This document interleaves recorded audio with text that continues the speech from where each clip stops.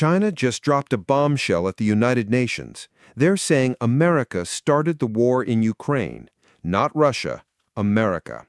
This isn't some random tweet or conspiracy theory. This is China's official position, stated at the UN Security Council. And they've been building this narrative for years. Today, we're diving into why China's making this claim, what evidence they're using, and what this means for the future of global politics. Think about it. The world's second-largest economy is publicly accusing the world's largest economy of orchestrating a war that's killed hundreds of thousands of people. That's not just diplomatic tension. That's a fundamental reshaping of how we understand this conflict. Here's what China's argument boils down to. They say NATO expansion pushed Russia into a corner. Foreign Ministry spokesman Wang Wenbin put it bluntly. The U.S., with its Cold War-era mentality, bears an irremediable responsibility for the emergence and escalation of the Ukrainian crisis. Let me translate that. China's saying America forced Russia's hand by expanding NATO right up to Russia's borders. Chinese spokesperson Hua Chunying asked a pretty pointed question. Did NATO ever think about the consequences of pushing a big country to the wall? But here's where it gets interesting. China's not just throwing around accusations. They've constructed an entire framework to explain the war. They call it the Cold War mentality. According to Beijing, America stuck in the past, still trying to dominate the world through confrontation instead of cooperation. China's defense ministry went even further. Senior Colonel Wu Shan called the U.S. the biggest instigator of the Ukraine crisis. He accused America of creating crisis, passing on crisis, and fishing for advantage from crisis. Those are fighting words from a military official. Now, you might think China's just being neutral here. That's what they claim. But Ukrainian intelligence tells a different story. They say China's supplying gunpowder and materials to 20 Russian defense factories. Ukrainian Foreign Intelligence Chief Oleg Ivashchenko dropped this stat. 80% of critical electronics for Russian drones are Chinese.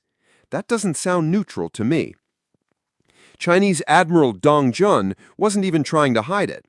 He said the militaries of Russia and China should be bolstering mutual trust and expanding cooperation. Then Foreign Ministry spokesman Wang Wenbin turns around and says, China does not provide military aid to either side of the conflict. See the contradiction? China's playing both sides.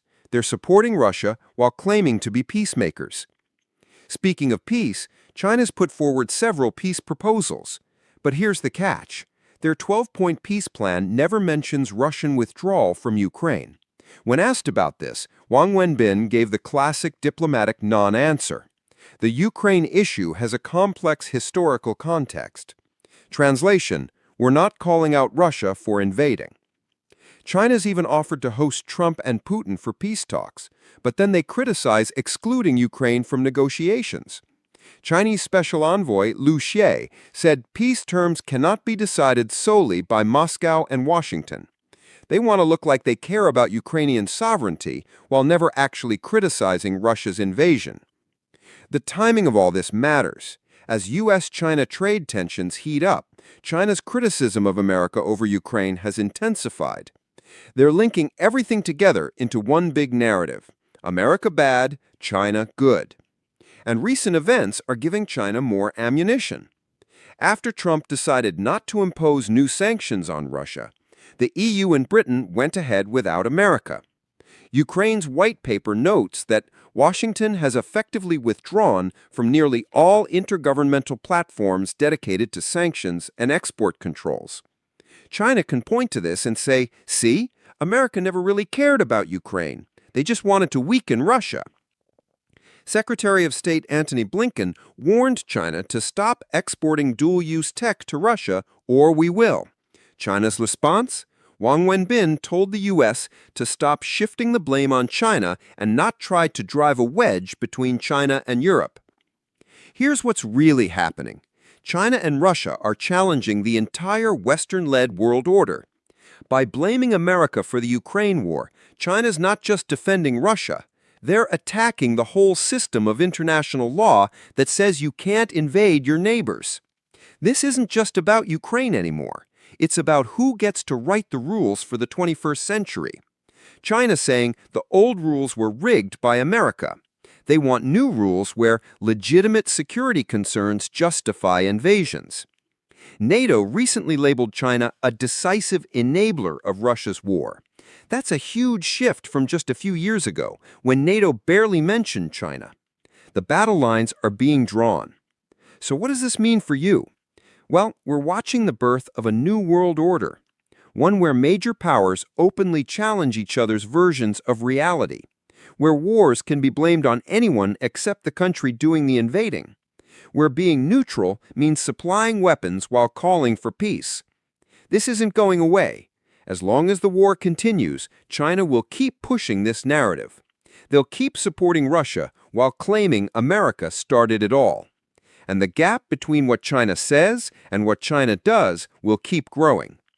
The real question is, will the world buy China's story? Or will action speak louder than words? What do you think? Is China right that NATO expansion caused this war? Or is this just cover for supporting Russian aggression? Drop your thoughts below. Remember, in geopolitics, nothing is ever as simple as it seems. But one thing is clear. The world is choosing sides, and those choices will shape the next century.